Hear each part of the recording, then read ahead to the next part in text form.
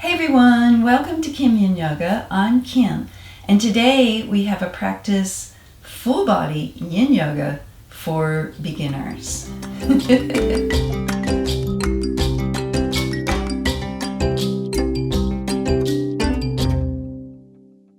Join me on the mat for this practice that's going to activate every part of the body and take a little more time explaining each pose. The first thing we're going to do is start flat on the mat with a reclined tree pose. You may have heard of tree pose before. It's often done standing, but we are going to really take our time to get into this pose reclined, and it's pretty amazing. So left foot on the ground, left knee up, right leg is straight. You can lift yourself up and take a peek, make sure everything's in alignment. And what we're going to do is we're going to take the bottom of the left foot and we are going to press it into the side of the right thigh. Now, your tree pose may not allow for your knee to be absolutely flat on the mat. That's okay, because the more you do it, the more open your hips are, the more flexible you become. So it doesn't matter how your tree pans out here. My tree is going to be like this. If you are experiencing any pain with your lower back, I want you to tilt your pelvis such that you're pressing your lower back into the mat. That activates the abs, so you might feel that by giving a little lift up, and you'll feel your abs activate. As you do that, you protect the spine. Okay, this is our tree pose. We're going to take 3 long, slow, deep breaths here in tree. Some of you might feel like, nothing's really happening. But as you take your breaths and allow yourself to relax, think about having even distribution through your pelvis, along your spine, across your shoulder blades. And relax your feet, relax your hands. Relax your neck, the skin of your face. One more deep breath in. And as we exhale that breath out, take the left hand, bring the left foot back up, right foot to meet it.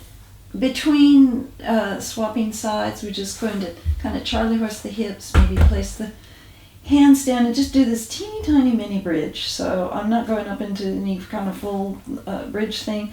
I'm just a teeny tiny bridge, weight into my scapulas, into my shoulder blades. Lowering back down, and the left leg. Oh, that's a kitty. I didn't know you were there. That's Sin.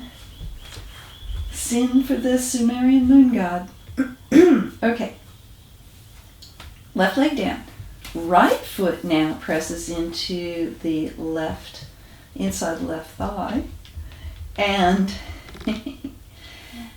I am allowing for this like half butterfly, half reclined butterfly, Supta Baddha Konasana, and it doesn't matter again where it is. It could be up here, it could be down low.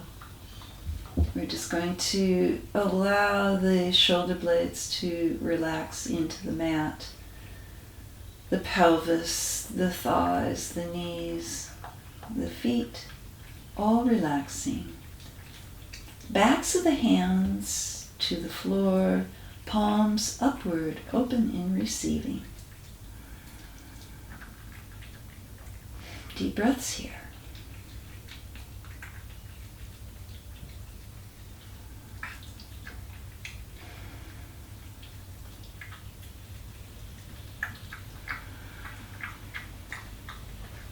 And as I exhale out my third breath, I'm going to bring my knees back up.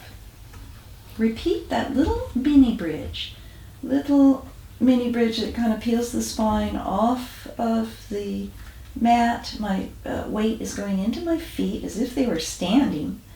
And then back down we go. Knees up, and I'm rolling over to come up to seated. No kick jumps up, no big abrupt movements. We're just going slow and easy. And from here, we're just going to do a simple side body stretch.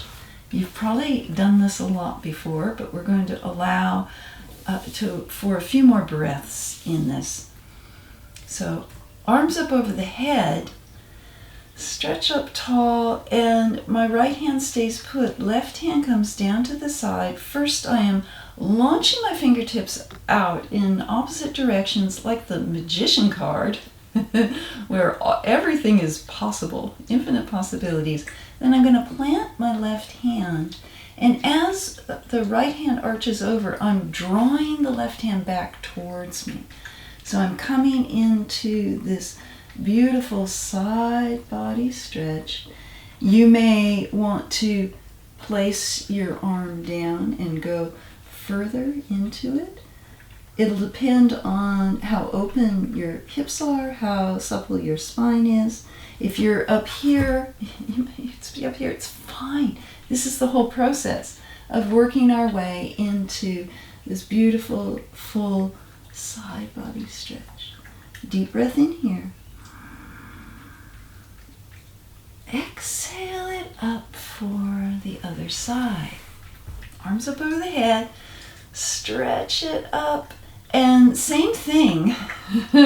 Left hand up to the sky, right hand down into the earth. I am like the magician card, shooting energy out of my body. I plant the right hand into the mat, drawing it towards me as I come over. And again, you might be here. You might roll down further into the stretch. You might really bring the whole forearm down and find yourself in this full side body stretch.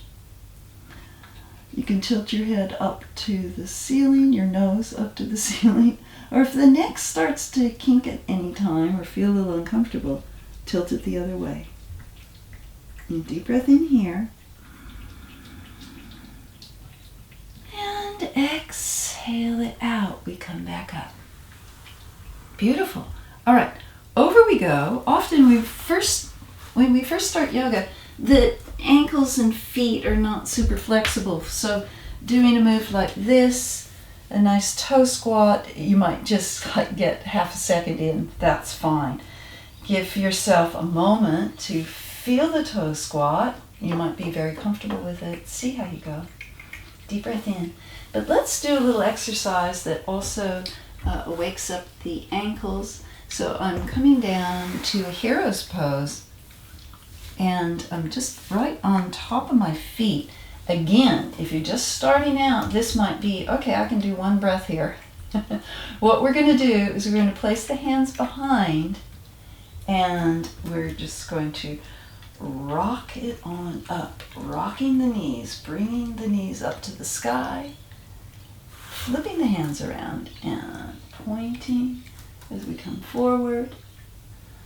Try it this way, really stretching the wrists, bringing those knees up, and you're going to feel a stretch in the tops of the feet and the ankles. One more forward. You might feel some relief here. Stretch of the wrists. And again. And back we go. And come on up. Hyperextending, but keeping the fingertips on the mat. All right. Okay. From here, we are going to go into a beautiful pose called the threaded child. So you know child's pose. Let's just visit it for a second because it's lovely to have a little rest, where the body folds up, forehead on the mat, and the arms drape to the sides. There's a few different versions, but this is the one we're going to start with here. Child's pose. Deep breath in. And as we exhale it out, we are going to thread the child. And what that means is I'm in a kind of a, almost getting ready for a half plank. Up comes the hand, and I am bringing it under, threading the child. I am making a little platform here of support, and this my right arm can do the same in front of me. You can raise the right arm up, and you get this beautiful lymphatic drainage from the fingertips all the way down to the heart and lungs.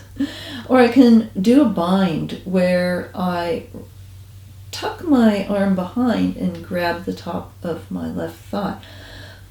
All these are steps along the way, so it doesn't matter whether you might be tripod supporting here.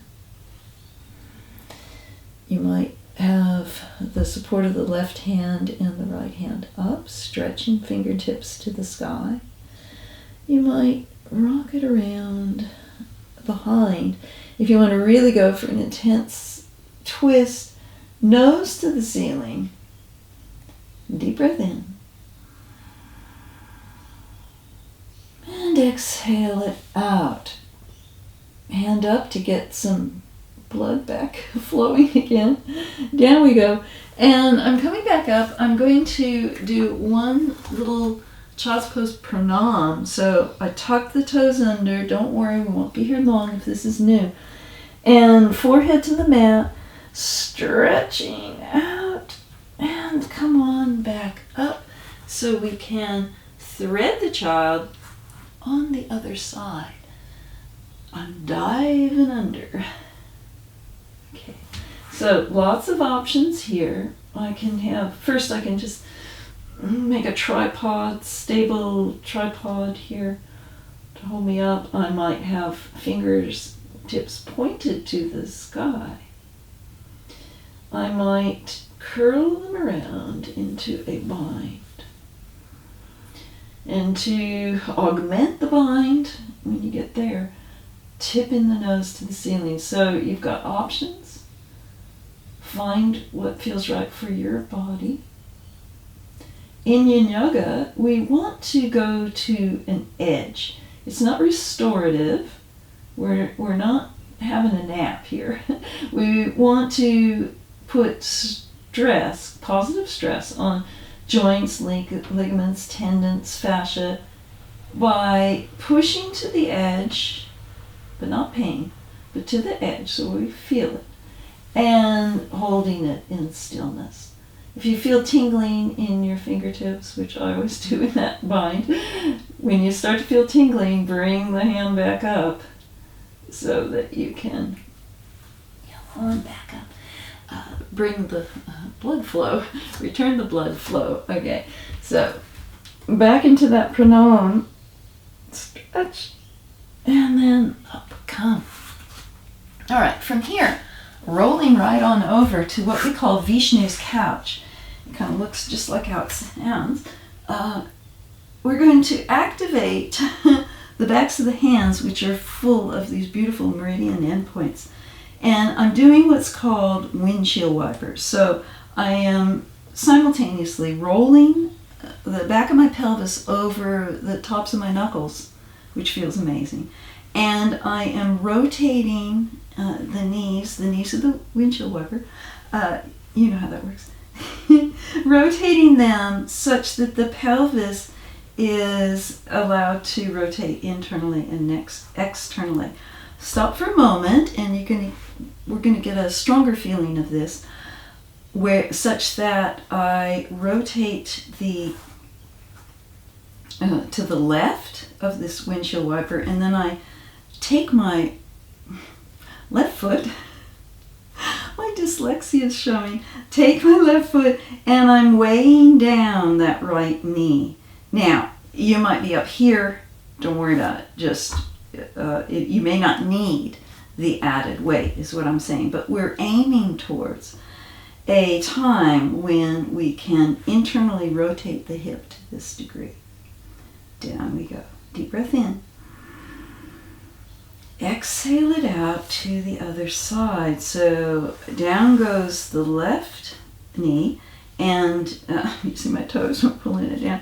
To the degree that you can, go ahead and use the right leg as an anchor to weigh that down, and I'm getting this beautiful stretch, internal rotation of the left hip joint. Okay, deep breath in. And up it comes. Now we're going all the way back down to flat back. And we're going to experience pigeon pose. Now, we've got a video on all the stages of pigeon, but with this one, we're just going to do the reclined pigeon. And it's a wonderful hip opener. So, here we go. Feet on the mat, knees up. I'm going to make a figure 4. My feet aren't too bad. Figure 4 shape here. And if you're just beginning, this might be it. This may be the start of your pigeon. Start here. If you're ready to move a little further, we're going to lift this left leg. If I can reach and grab behind the thigh, I'm going to lift that leg and bring it down towards me. If that's not available, see how it feels if you've turned, this is your lever, pull your foot down towards the crux of your pelvis there, your hip, and pull down that way. You might have more room. So it's basically a beautiful traction towards the midline. And when you get about halfway, go ahead and hold on to that kind of basket thread behind your thigh, and isometric, hold it there, push the knee away, push the thigh away. So I'm trying to do this. I'm trying to take my pigeon down like this. Hands aren't going to let it.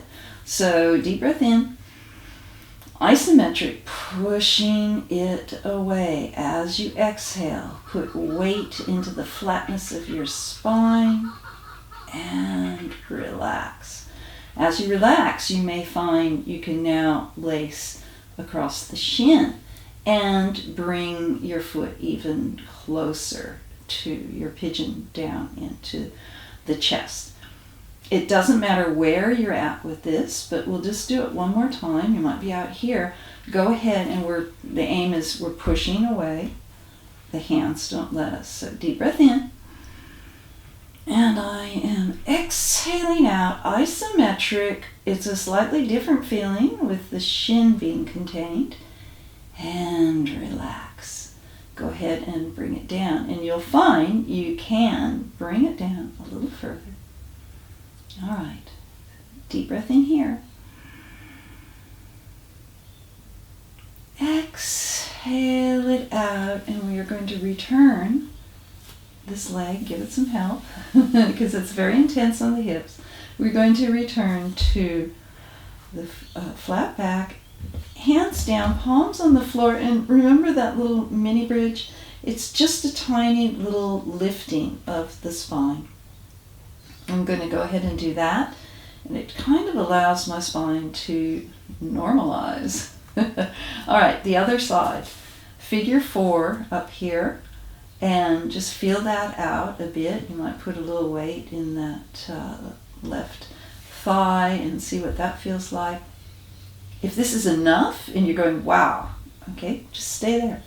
If you're ready, lift the right leg up, basket behind the thigh. Doesn't matter where you're at. You might be right here. It's perfect. And again, the goal is to push away. I'm holding it there. So deep breath in. Exhale it out. I'm pushing into my hands. And then relax. And on this breath, you may find you're even closer and able to lace in front of the shin. And again, you might want to dial it down here. Foot towards the pelvis may give you a little more wiggle room. We'll wiggle in a moment. From here, same thing. We're going to push away. Not going to let it go. So deep breath in. And isometric, I am pushing away as hard as I can on the shin, on that motion. I'm not letting it go. and relax. At this point, see how much more room you might have. And we'll just have it very relaxed. Let your feet go. Let your neck and shoulders go. You're just holding the knee to the chest. Deep breath in. Exhale it out. Now, the more you do that in that succession, the closer you're going to be to a pigeon. And then once you get comfortable with reclined pigeon, we go on to other forms, ending up in king pigeon. Okay, for a little relief, legs up the imaginary wall. I call this sleeping possum. So your legs are up as if up a wall. And we'll just roll the wrists and feet for a moment. Point to the ceiling and let it go. Just relax. Zombie arms. Bend the knees a wee bit so the pelvis and the sacrum is flat against the mat. And from here, I want you to feel how the yoga mat is beneath you, supporting you.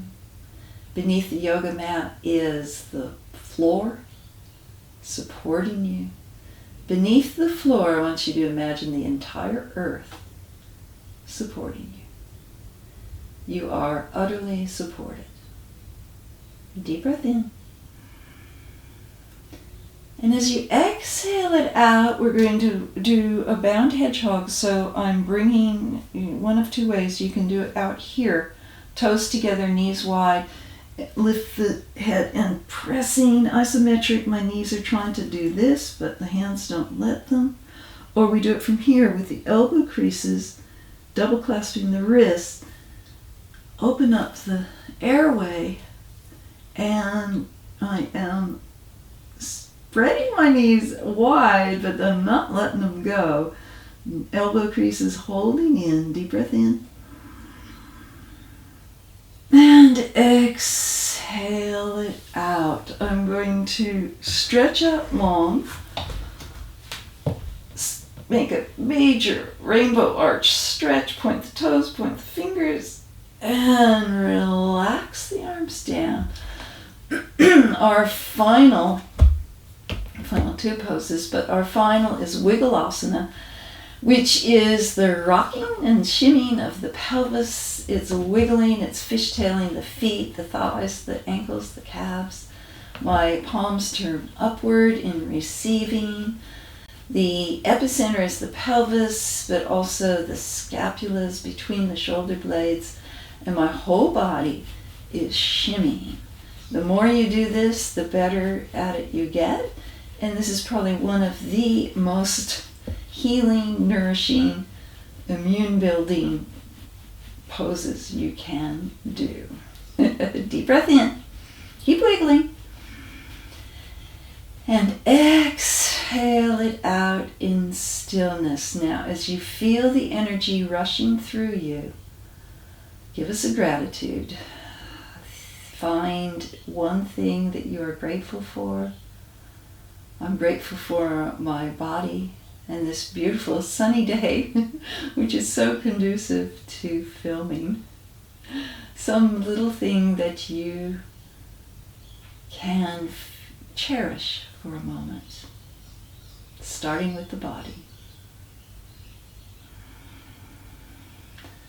Stay here in Shavasana, pose of the corpse, one of the most nourishing postures you can do. Stay here as long as you like, and when you're ready, you'll tuck your feet under. No kick jumps up. Just come over to your side, push it on up, and we will return to a beautiful Sukhasana, back where it all began. Thank you for practicing with me today. If you like the videos, always give them a thumbs up. It so supports the channel. Like and subscribe. Namaste.